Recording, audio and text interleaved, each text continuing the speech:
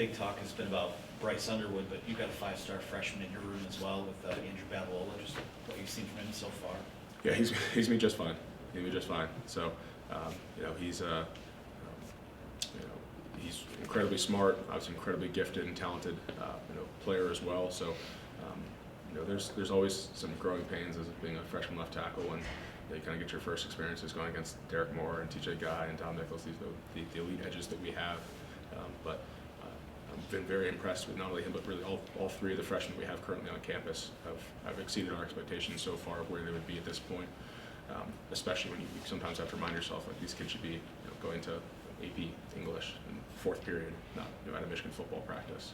So it's been super encouraging to see how well all three of those guys are playing so far. Grant, if you had a game tomorrow, what would your starting five look like? Sure. That's a great question. That is a question for the head coach. I'll say this: we feel like if we played a game tomorrow, we'd have a very, very good starting five.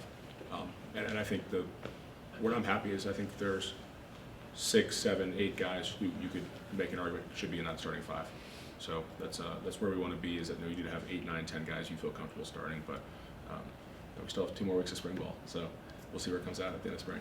You mentioned a couple times strong setting the depth chart. I mean, is this collaborative? Do you say these are the 5 guys, and then he says?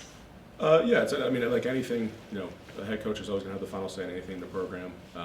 But no, it's always a hey, how do we see it? And then he'll give us an opinion, as needed. But no, I was more so meaning that any questions about answering any questions about the depth chart will come from him.